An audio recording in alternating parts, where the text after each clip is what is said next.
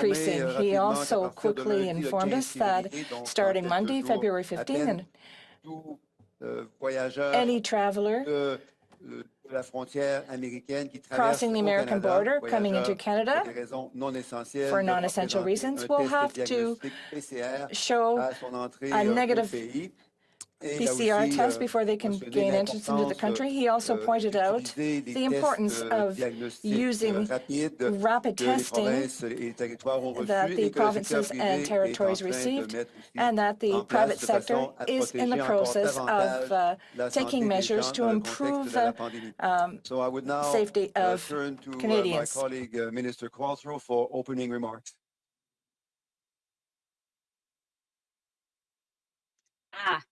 Bonjour tout le monde. Hello everyone. Je suis très heureuse de me joindre à vous aujourd'hui avec mes collègues. I'm very happy to join you with my colleagues, Minister Leclos and Minister Leboitelier, for this important announcement. Since the first day of the pandemic, we have implemented historic income support measures to help Canadians get through this crisis. Workers and their families pay for things like food and rent at a time when we were asking people to stay home and flatten the curve. For many Canadians, this meant difficult weeks and months where very little, if any, income was coming in. We made the CERB's eligibility criteria as broad and inclusive as possible so that workers who needed support could get it, especially for the self-employed where income takes different forms. As announced by the Prime Minister this morning, if you applied for the CERB based on your gross income of $5,000 instead of net pre-tax income, and you met all the other eligibility criteria, you will not have to return your CERB payments. This means that as long as someone's gross self-employment income was at least $5,000, they won't have to repay the CERB. To reiterate in French, if someone applied for the CERB based on gross income of $5,000 instead of pre-tax net income, they will not have to reimburse their payments.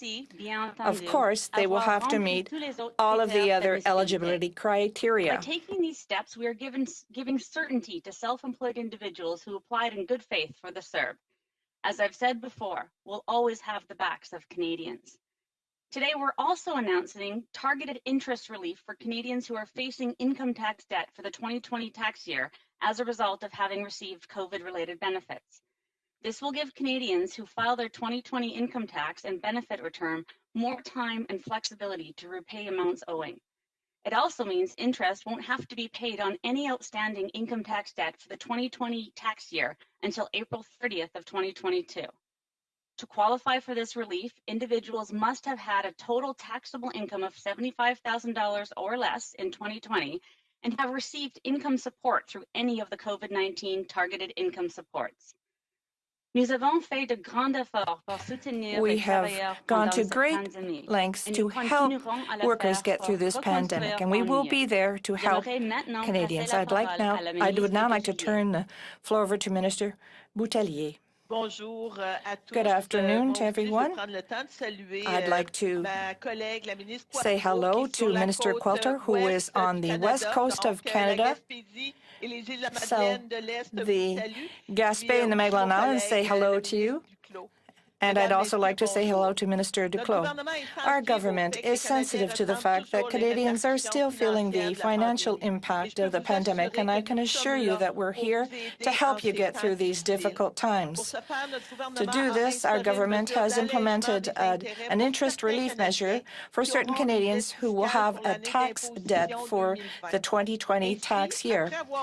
After filing their income tax, the eligible people will not have to pay interest on unpaid debt for the 2020 tax year until April 30th, 2022. To be eligible for this targeted measure, a person who has earned taxable income of $75,000 or less in 2020 and have received at least one of the emergency benefits offered, that includes the CERB, the student emergency benefit, the Canada Recovery benefit, the Canada Recovery sickness benefits, the Canada Recovery caregiver benefit or any employment insurance benefits or measures offered by provincials. It is intended that this measure will provide some interest relief to approximately 4.5 million Canadians who have been affected by the pandemic. In addition, the parameters of the payment agreements have been amended in order to give more time and flexibility to Canadians to pay their debt based on their ability to pay. In addition, I'd like to note that the agency will automatically apply the interest relief measure for those individuals who meet the criteria. With this measure, Canadians can continue to respect their tax obligations without suffering from additional financial consequences. As Minister of National Revenue, I'm proud to see that the agency puts people first. Our government is determined to help Canadians deal with this pandemic. Thank you very much. Merci, Madame Le Boutillier. Alors, Thank you, Ms. Boutillier. Dr. Tam, please give your remarks. Bonjour à toutes et à tous. Good afternoon, everyone. There have been 808,120 cases of COVID-19 in Canada, including 20,835 deaths and 40,175 active cases across the country. Over the past week, there were, on average, over 103,000 tests completed daily across Canada, of which 3.7% were positive for COVID-19. And national daily case counts have been declining for several weeks. Over the past week, there were an average of just over 3,500 new cases reported daily, which is less than half the early January peak of over 8,100 daily cases. This is gratifying progress, knowing the sacrifices we have all been making. And we are now seeing the additional benefits in the steady decline of severe illness outcomes that is relieving some of the pressure on the health system and workforce. Over the past 7 days, the average daily number of people with COVID-19 being treated in Canadian hospitals has declined by 15% to just under 3,300, including 728 in critical care, and fatal cases have dropped by 20% to 100 deaths being reported each day. While declining case counts, hospitalizations, and deaths are reassuring, we must continue to be cautious. Over the past week, the total number of new virus variants detections has more than doubled. 7 provinces are now reporting variant detections. And the first detection of the P1 variant that was first found in Brazil has been reported by Ontario. Although it is normal for variants to emerge as viruses continuously evolve, these are considered variants of concern because they're known to spread more easily. There is also a possibility of reduced protection of current vaccines. This is why we need to maintain the strictest vigilance in our public health measures and individual practices. This will help to prevent these variants from re-accelerating the epidemic and making it much more difficult to control. With now more than 355 B117 variants, 25 B1351 variants, and 1 P1 variant reported in Canada, together with evidence of community spread in at least 3 provinces, and links to outbreak activity in long-term care homes and other congregate settings, including a workplace, the risk is very real. But for every dark cloud, there is a silver lining, and we have several advantage points to work from. First and foremost, we know what works to control this virus, whether new variant or old. And second, we have the benefit of foresight from other countries who have demonstrated the effectiveness of sustained and vigilant public health measures to control new variant spread. Our way forward is clear. Right now, our measures are working. This means doing everything that we've been doing, but giving it the best we can give at all times. This simple rule can help us limit the spread of more transmissible variants while vaccine programs get underway. Aim for the fewest interactions with the fewest number of people for the shortest time at the greatest distance possible. Stopping the spread of COVID-19 is up to all of us. Thank you. Bonjour à toutes et à tous. Il y a eu Good afternoon, everyone. There have been many cases of COVID, 20,037 deaths, and 40,000 active cases throughout the country. Over the past week, over 130,000 tests were carried out daily in Canada. 3.7 proved to be positive to COVID-19. The daily rate of new cases on a national scale has been decreasing for several weeks now.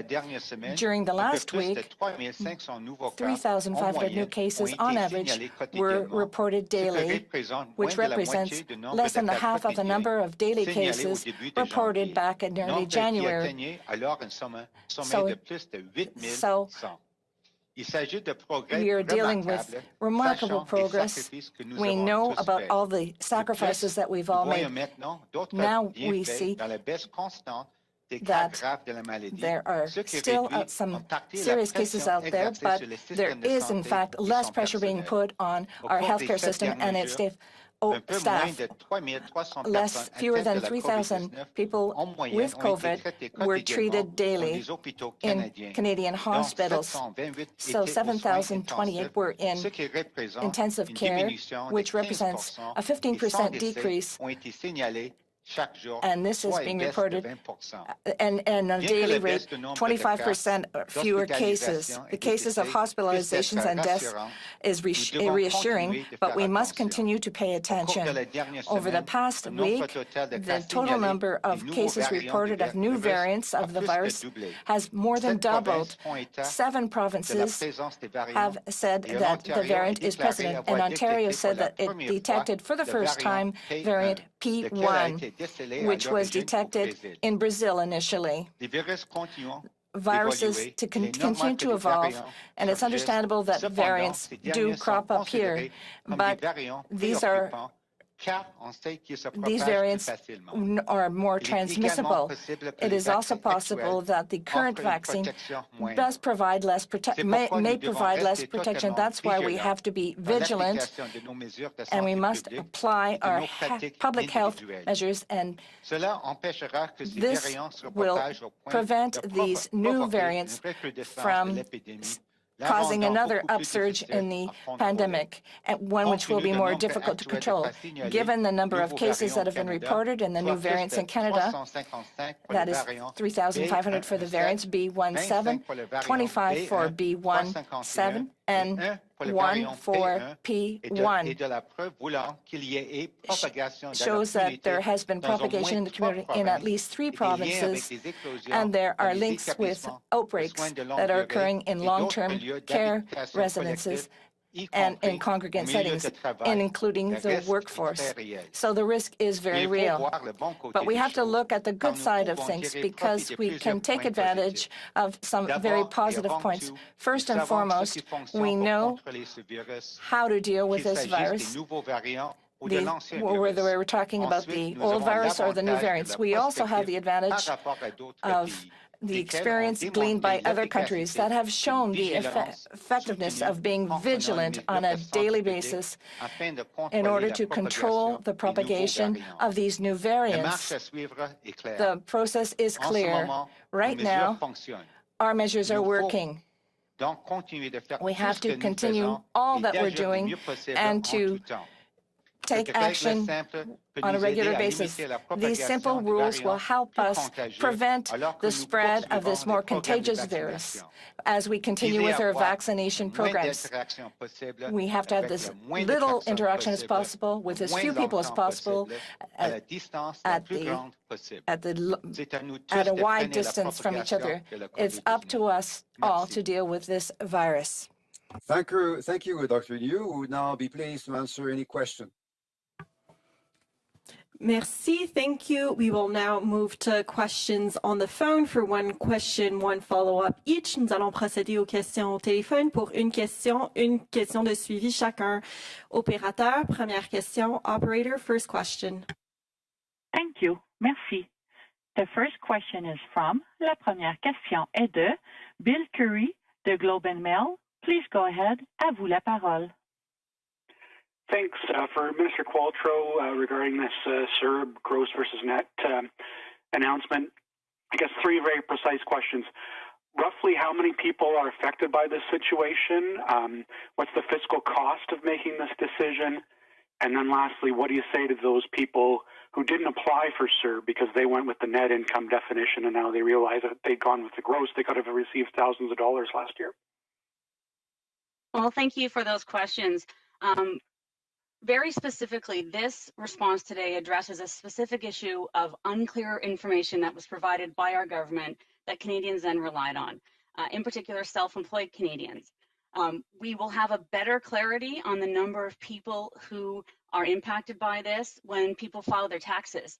We have a sense of a possible range, but it's really difficult right now because so many people haven't filed their 2019 or 2020 taxes, and their eligibility and their gross income will be calculated based on that information. So it's a bit premature for me to say how many people, but we know that as a bigger number, we sent out 440,000 letters to people whose eligibility still needs to be confirmed. A subset of that amount are in this particular circumstance. In terms of the cost, again, it will depend on the number.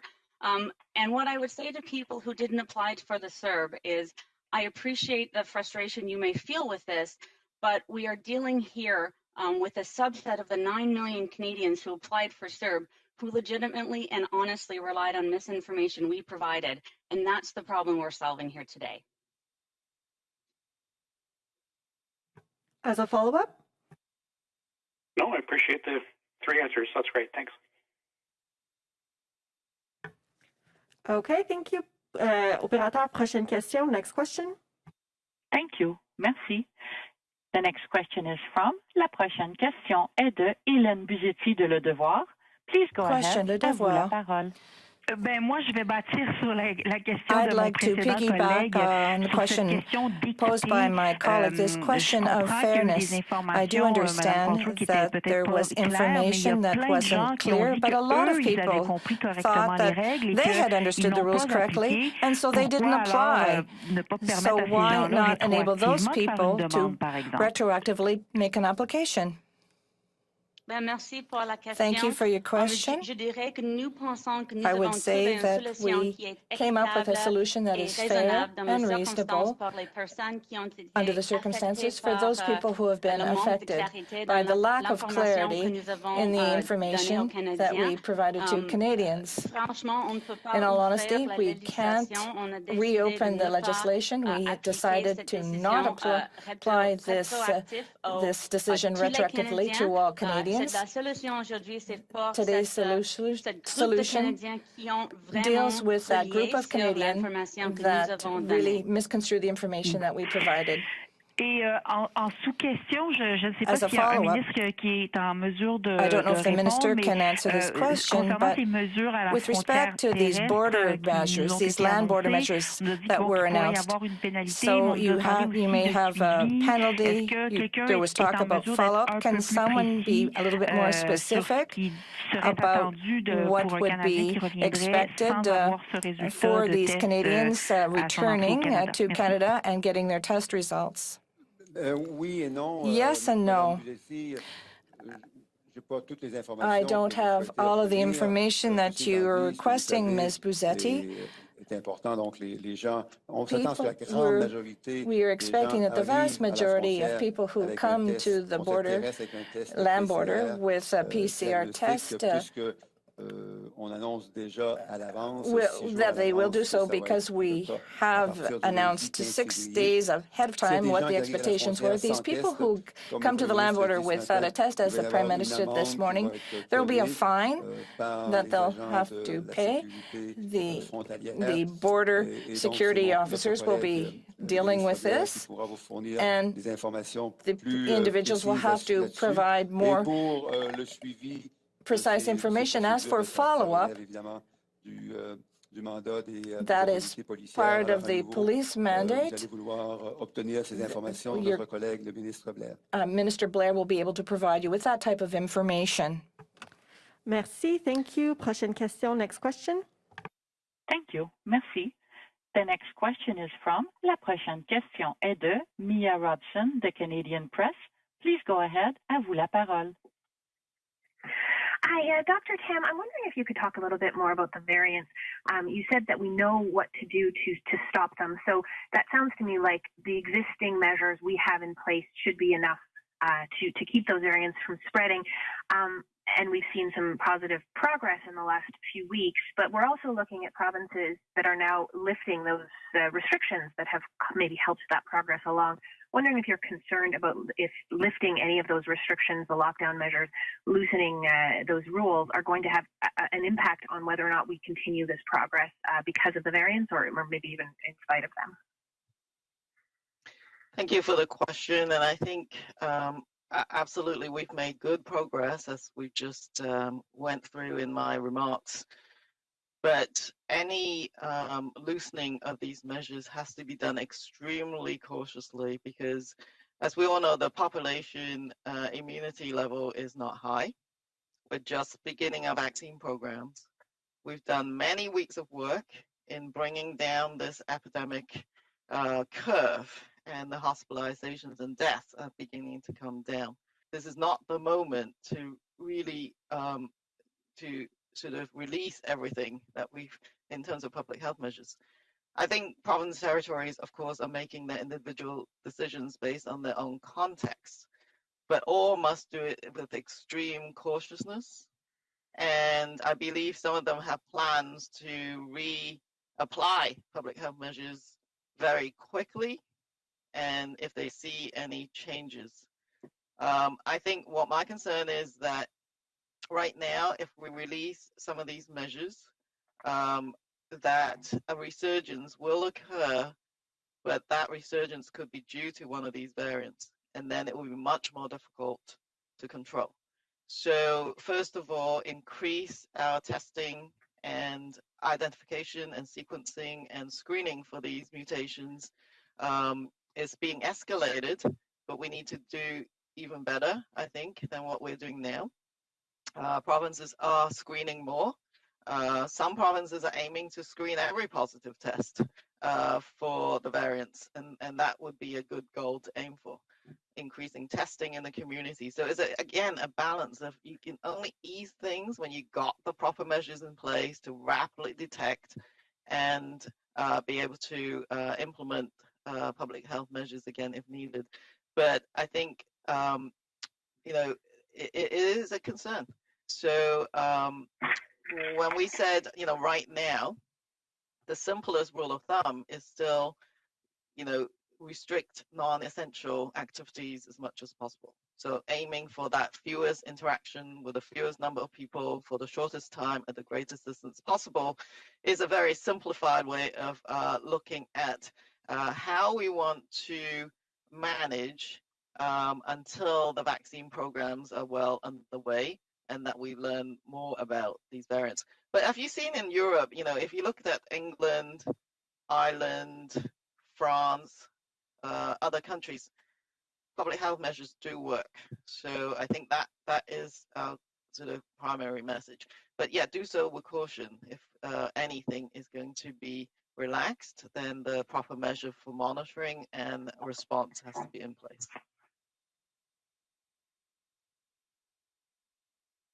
Thank you for that. My follow-up question, I think maybe is for Minister Qualtrough. There are more people in the group who got those letters, the 440,000 letters that are being referred to today in sort of getting a reprieve from having to pay it back. Are you considering further amnesty for any of those people, and if so, what? Well, thank you for the question. Just to be clear, the letters were sent out proactively by CRA to people for whom they couldn't confirm eligibility. Many of these 440,000 people have now filed their taxes, have been deemed eligible, aren't in that list anymore. So it's not, let's not assume that all 440,000 will be ineligible, because we just can't. We just didn't have enough information. CRA didn't have enough information at the time to determine eligibility. And many Canadians have since filed their 2019 taxes, their 2020 taxes, and we've determined that they were eligible. If there's a specific subset of that you wish me to respond to, I can. But ineligible or eligible, we're going to work with Canadians to make this as seamless as possible for them. There's no requirement for people to repay now if they're deemed ineligible. We've announced today no interest on any tax you may have incurred as a result of being eligible for CERB. We're really trying hard to work with Canadians, relieve them of any stress or anxiety associated with our having helped them through the pandemic. Merci. Thank you. Next question. Prochaine question. Thank you. Merci. The next question is from, la prochaine question est de Christian Noël de Radio-Canada. Please go Question, ahead. Radio-Canada. Bonjour, messieurs, dames. Merci de Good prendre afternoon. votre appel. Thank you for taking Et my vos call. questions. Une question sur I have a les question tests pour les gens qui on doivent the tests revenir of people au who are pays coming back et to qui the doivent country avoir un test négatif. and need to C'est-à-dire have que a ce sont, negative test qui n'ont pas la COVID. Si certaines showing they don't personnes have ont déjà COVID. eu la COVID, If these people have et already donc had maintenant COVID ont été rétablis, mais and ils ont encore un test qui démontre qu'ils sont encore positifs, même s'ils ont été rétablis. and if they have a test that shows that they're still positive, façon de les exempter de la quarantaine, will they be ou exempted de from trouver une the façon de les quarantine? traiter différemment, Or puisqu'ils will ne they sont be peut-être pas treated nécessairement, differently? contagieux, même s'ils They ont are encore la not COVID en eux. necessarily contagious, even though Merci, they at Monsieur one Noël. point C'est une had excellente COVID. Yes, question, that's an Christian, excellent question. et que je vais inviter And mes I'd like to collègues, invite Dr. my Liu colleague, et Dr. Tam, Liu, à répondre parce que vous and faites un très bon Dr. parallèle avec Tam l'exercice to semblable qui est en answer. place depuis déjà quelques semaines aux You, aéroports. this is a process that we have been seeing in the airport. Thank you very much. I'll begin. Dr. Tam can add to that. Now the requirements for all travelers coming to Canada, they need to have a negative rapid test before they can arrive. But as you said, and as you pointed out, there are some individuals who have already had COVID-19. And so with the science and probative data that's still changing, we can see that those individuals who are now in good health and have already had COVID-19, after 10 days after the appearance of their symptoms, they're being viewed as being recovered and no longer contagious. So we're going to come up with a way to have some type of other certificate for those who have already had COVID-19 in the past, but this would be paramount to having a molecular test before arriving. Dr. Tam, did you want to add anything? We're going to consider those individuals who have recovered from COVID-19 as well. We could enable those people who show that they've had a test for COVID after the 10 days after the disappearance of symptoms, and within 90 days following the disease. We will take that into account of people who've had COVID-19, who can demonstrate that they have passed the period of communicability, 10 days after they've got better. But because we do not know the duration of immunity at the moment, I think what we're thinking right now is 90 days. Since you've had the illness, you can still count that period, and that will be considered in lieu of a test, that pre-departure test. Just to add to that, we do see that individuals who 10 days after disappearance of symptoms are viewed as being recovered and are no longer contagious. But there's this 90-day time period as well, because people may have had COVID-19, the 90 days have gone back, but they might be reinfected with COVID-19. So we have to consider all of those factors as we're looking at science, which is changing, evolving constantly. Merci beaucoup. Thank you very much. Ma prochaine question concerne Follow-up question. l'amnistie pour ceux qui ont fait Amnesty for those who have made a mistake with regard to their net and gross income. My question is as follows. If cette amnistie we do have this amnesty for people who made a mistake in good faith. Ms. Qualtrough, you said you had an idea of the cost that this may represent without being too precise. There must be a maximum minimum cost. How much does the government evaluate that this will be in terms of unpaid revenue? Thank you for your question. As I said, we don't have an exact figure with respect to the number of people who benefited from this decision, who will benefit from this decision today. It really depends on their tax filing. I'm sorry, I don't know how to say that quite in French. So it's difficult to determine how many people this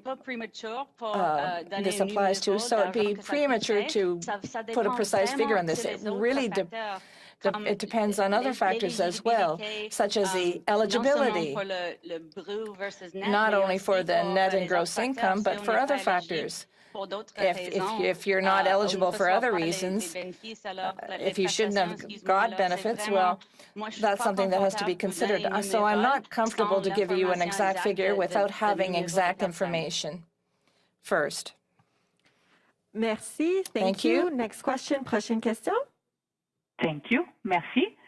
The next question is from, la prochaine question est de Karina Roman from CBC News. Please go ahead. À vous la parole. Hi, yes, thank you.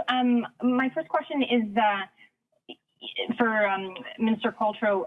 You were quite clear repeatedly that the government was not considering giving this kind of amnesty to the CERB recipients who did it in error, saying there was no conversation happening about that. Can you give us a sense about why this about face? What's the impetus for the reversal of that? Well, thank you. You're absolutely correct. In December, I said we'd made no policy decision to permit people who had applied based on their gross income at the time. We've dug in. We've heard from many Canadians who find themselves in difficult positions because of this honest understanding of their eligibility. We've took the time to come up with a solution that balances all of the complexities that you've been asking about today in terms of fairness and reasonableness.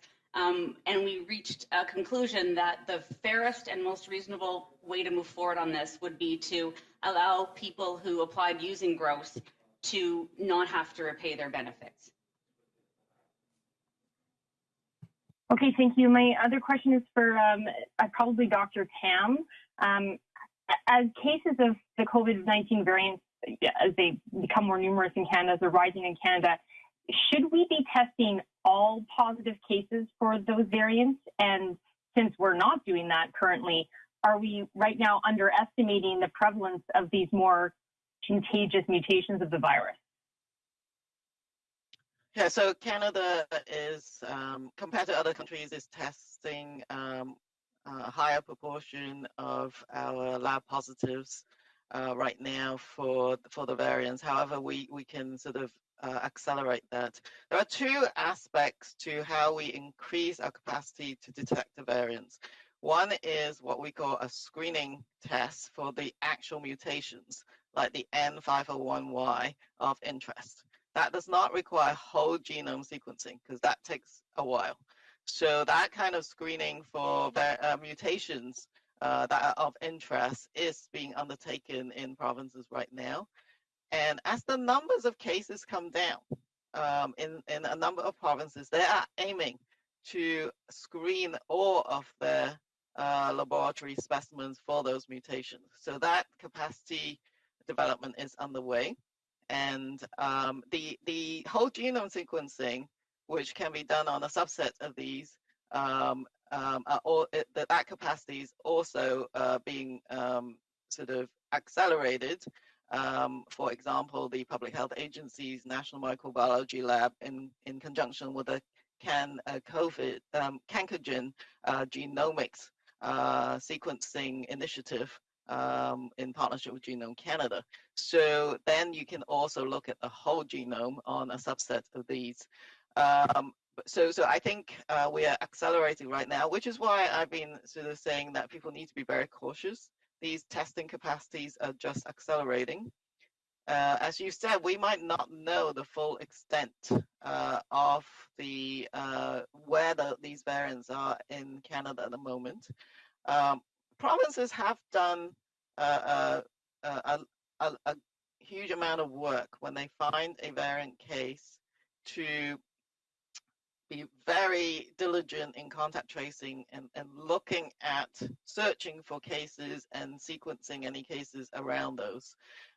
So that's another way of looking to see if these variants have spread.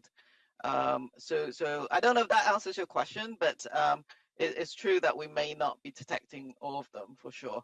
And I think we may assume, for example, for the B117 variant, that there is a certain degree of community spread.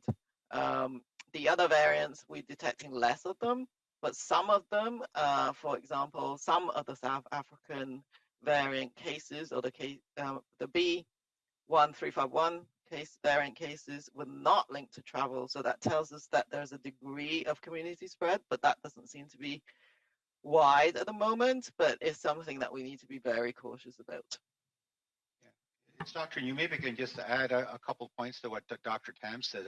I think we have to look at the opportunity cost and be sort of effective and efficient. It's not strictly what I would call a laboratory exercise, testing every single sample. We can always do that, but then you might, sort of be looking for, maybe a sort of not in the most economical and effective, efficient manner. So as Dr. Tam mentioned, it's, doing it maybe on a sampling basis in terms of samples that come into the laboratories in the province's territories. It's also focusing with the public health and the epidemiological side. If there are certain events, cases like a super spreader event, then certainly that would, I think, point provincial officials to do maybe a more targeted testing of the samples involved with that maybe outbreak. For certain, especially if there are cases associated with incoming travelers to Canada, that would be another priority to look at in terms of doing the sequencing, looking for the variants. And then, of course, we're now looking in terms of potential impacts in terms of vaccines. So any of the cases that might be associated with individuals having received a vaccine dose, I think would be something else we'd be looking at in terms of seeing if there are variants around, if there's any impact in terms of the vaccine effectiveness. Thanks.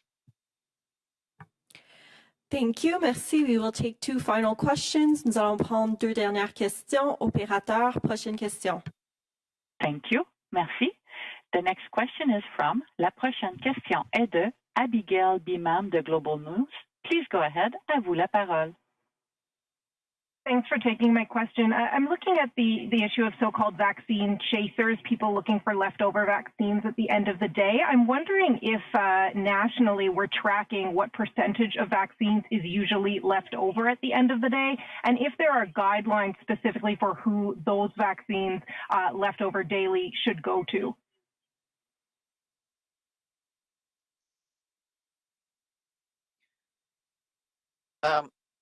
So it's Teresa Tam. I could take a first try at answering your question. So I think with the actual implementation of vaccine programs is up to the provincial and local authorities. And of course, I think that if there are any leftovers, nobody wants to waste them. So any way in which people can get them into people's arms is really critical. And I think it depends on the setup and the situation and where that clinic is. So I think that has to be looked at. I don't think we do not track every single bit of leftover vaccine or where they go to. That would be up to the local authorities. What we do try and share as best practices and making sure that provinces can share how they reduce any kind of wastage.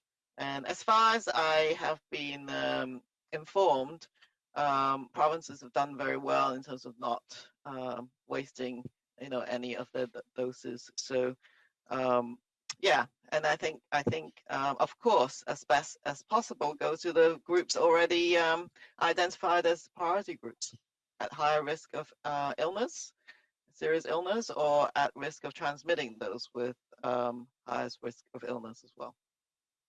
Yeah, it's Dr. New. I just add that there was, as you know, a technical media briefing, and Health Canada has now officially approved in terms of the product monograph that at least for the Pfizer vaccine, they're now officially 6 doses in a vial as opposed to 5 doses. So I think the real live issue right now is to ensure with our provinces and territories, our partners, that you can reliably and consistently get the 6 doses out of the vial. And the information that the Pfizer has submitted, Health Canada is confident that with good technique and also with the right kind of syringes, that what we call the low dead volume syringes, that you can reliably and consistently get the 6 doses out of a vial. And so we're supporting the provinces and territories with webinars to make sure that we reinforce what the good techniques are in terms of vaccinators drawing the doses out of the vial. And of course, one of the terms and conditions also put on the Pfizer company is to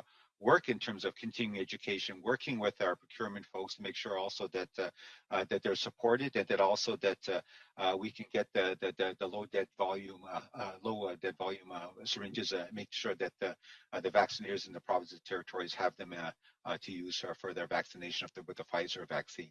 Thank you. Dr. Tam, I heard you talk about how your role involves providing best practices or sharing best practices with the provinces. I'm wondering if, as the vaccine rollout increases, or as the number of doses increases, are there best practices being suggested to the provinces for any leftover doses at the end of the day, and where non-priority staff in some of these settings would fall in that case?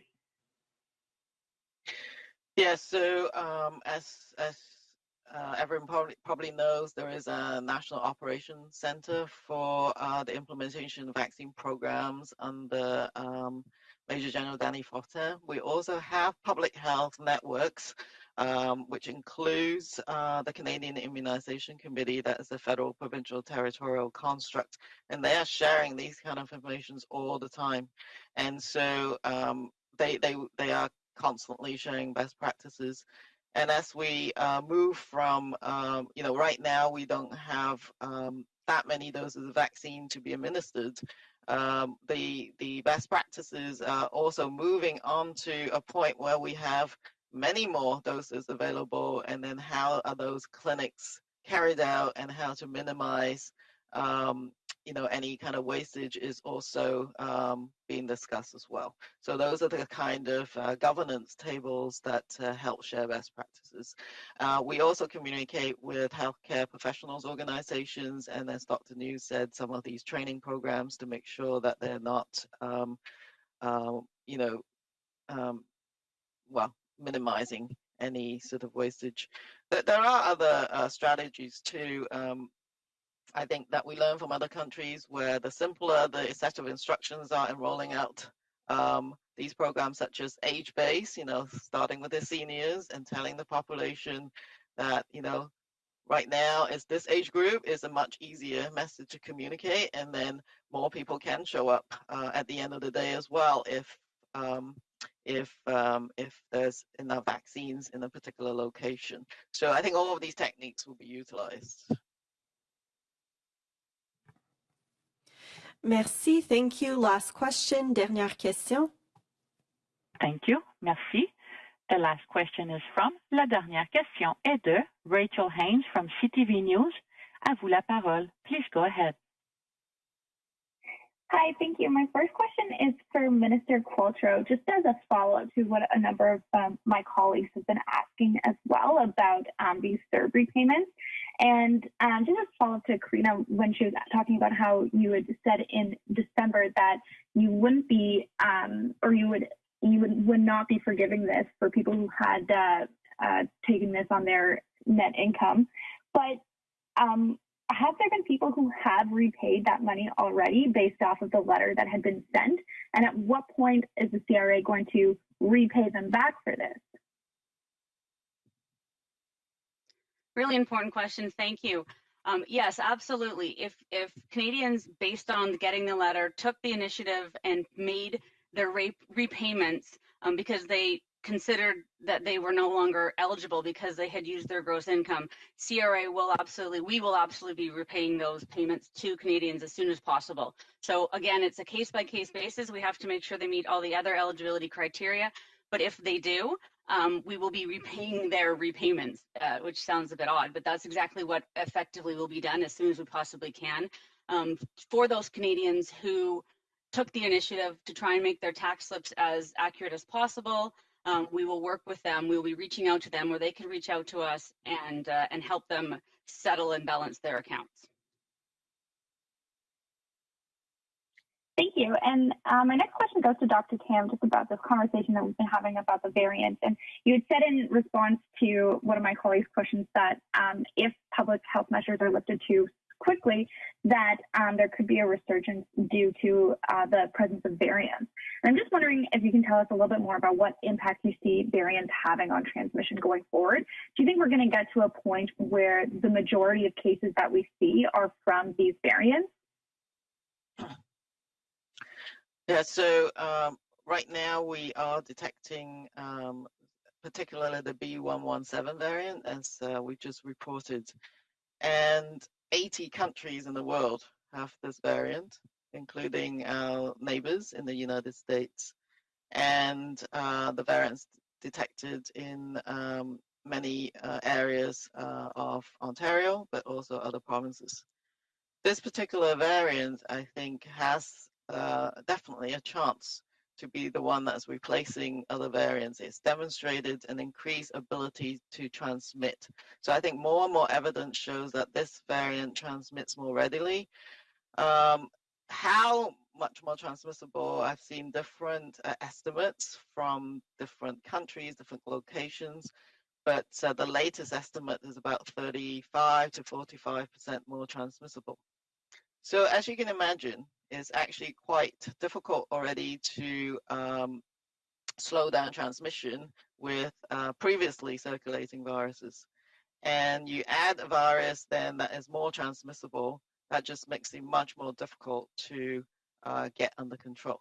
So I think if public health measures are cautiously relaxed, the moment you see increase in cases and a variant is detected, those public health measures have to be rapidly reinstated depending on the findings. So I think one is that it's just going to be more difficult to control once the acceleration occurs. So you got to stop these, put on the brakes early if that is the case. The other, of course, is that we do not know the impact of vaccines on transmission at the moment. I do believe we will get some of that information.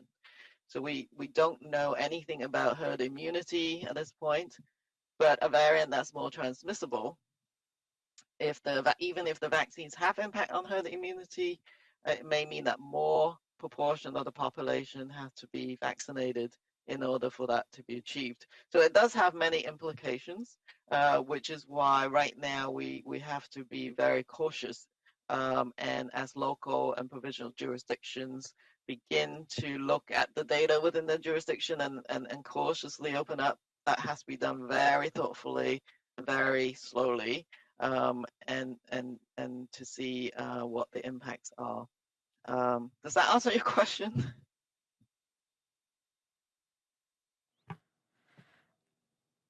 I think that will be a yes.